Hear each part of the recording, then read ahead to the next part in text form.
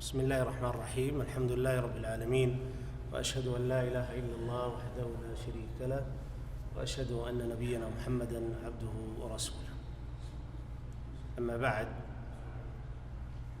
فهناك عبادة من أجل العبادات، ومن توفيق الله سبحانه وتعالى للمسلم أن يوفق لهذه العبادة العظيمة،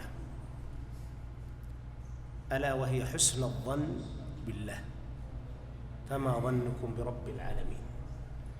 إذا ظننت أن الله سيعفو عنك ويغفر لك ويرزقك ويسترك ويشفيك ويعافيك ويكرمك، سيكون ذلك، لأن الله له الأسماء الحسنى والصفات العلى، فهو كريم حليم غفور رحيم ودود، يعطي بغير حساب. أما الدنيا فهي مجبولة على الأكدار وعلى الأمراض وعلى الأسقام، جبلت على كدر وأنت تريدها صفوا من الأقداء والأكداء. لا يمكن أن تكون، لازم يكون عندك صبر وتحمل. لذلك جاء في حديث جابر أن النبي صلى الله عليه وسلم قال قبل موته بثلاث: لا يموتن أحدكم إلا وهو يحسن الظن بالله. لا تموت إلا وظنك بالله طيب. إن الله كريم وغفور ودود ورحيم، ويعطي ويصفح ويتجاوز. هذا أفضل لك عند الكريم. المخلوق هو مخلوق، إذا ظننت به خير أعطاك، وإذا ظننت به سوء أمسك عنك. فكيف برب العالمين سبحانه؟ ذلك جاء في الحديث القدسي عن النبي صلى الله عليه وسلم فيما يرويه عن ربه أنه قال: أنا عند ظن عبدي بي فليظن بي ما شاء. أنا عند ظن عبدي بي فليظن بي ما شاء. إن ظننت به الخير كان لك الخير، وإن ظننت به السوء كان لك السوء، والعياذ بالله. لذلك لو نظرنا في حياة الأنبياء والمرسلين عليهم الصلاة والسلام، تجدهم في أحلك الظروف وفي أشد المواقف يحسنون الظن بالله، فتكون العاقبة لهم. انظر إلى إبراهيم عليه الصلاة والسلام، يوقدون له نار مثل الجبال، وعلى رأس الموقدين والمدراء لهذه النار أبوه آزر، حتى كانت هذه النار تخطف الطير من السماء، فاعتمد على الله.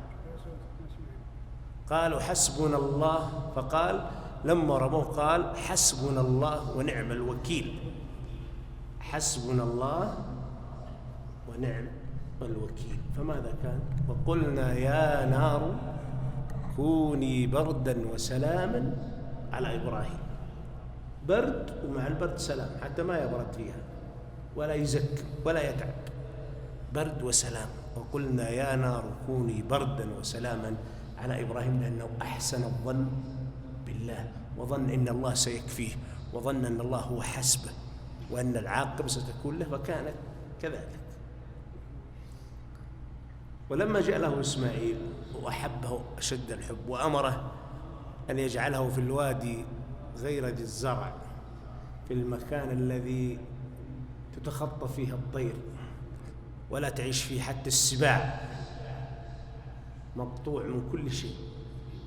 فلما وضعهم في هذا الوادي احتجت عليه زوجته هاجر، قالت يا إبراهيم الله أمرك بهذا، لمن تتركنا هنا؟ تتركنا لمن؟ تضيعنا في هذا المكان الذي تتخطى فيه الطير ولا أحد يعيش فيه، حتى الزرع ما ينبت فيه. الله أمرك بهذا؟ وكان الله أمرك لي جواب آخر. قال نعم. قالت إذا لا يضيعنا. ولم يضيعوا فعلا. كان ذكر أعظم تاريخ لإبراهيم وإسماعيل عليهم الصلاة والسلام وأمهم هاجر، حتى خلد الله هذه القصة، وأصبح السعي بين الصفا والمروة من أثار هذا الكلام.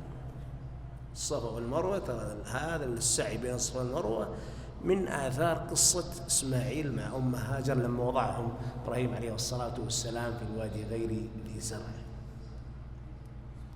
وموسى عليه الصلاة والسلام لما اشتد عليه الكرب وعلى قومه من فرعون، وأرادوا الهروب من مصر، واتبع فرعون بجنود بني إسرائيل ليس لهم حيلة، فقال أصحاب موسى إنا لمدركون، الموت، البحر من أمامنا والعدو بعتاده وجيشه الجرار من وراء، قال إنا لمدركون الهلاك.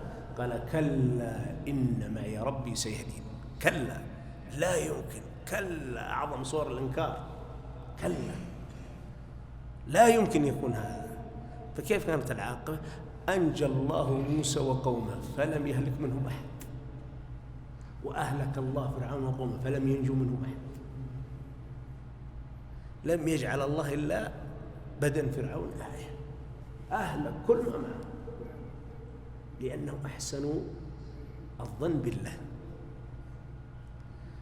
ويعقوب عليه الصلاة والسلام لما فقد فلذت كبده وقرة عين يوسف عليه الصلاة والسلام، وبكى عليه حتى فقد بصره، حتى قال له بنوه تالله تفتأ وتذكر يوسف حتى تكون حرضا أو تكون من الهالكين. خلاص الموت جاك، الموت جاك من الحزن والهم. لكن كان يعقوب عنده الأمل وعنده الظن الطيب وعنده حسن الفال وعنده أمل أنه سيلتقي بيوسف وسيكون لقاء عظيم. قال إنما أشكو بثي وحزني إلى الله وأعلم من الله ما لا تعلمون. أعلم إن ظني بالله لن يخيب. فكانت العاقبة الحميدة التي تعلمون، اجتمع هو وبنيه وأصبح يوسف ملك مصر وسجدوا له تحت العرش، وكانت لهم الحياة الطيبة مع يوسف عليه الصلاة والسلام. أثر حسن الظن بالله نحن نحتاج أن نعززه اليوم، لأن بعض الناس أصبح عندهم قنوط، أصبح عند الناس عندهم يأس، أصبح عندهم عدم تعلق بالله. نحتاج أن نجدد هذا ونقويه. لذلك مالك بن دينار مات، فرآه بعض أصحابه بعد موته بفترة، قالوا ما صنع الله بك، ما صنع الله بك؟ قال غفر الله لي. قالوا بماذا؟ قال بحسن الظن بالله، بحسن الظن بالله.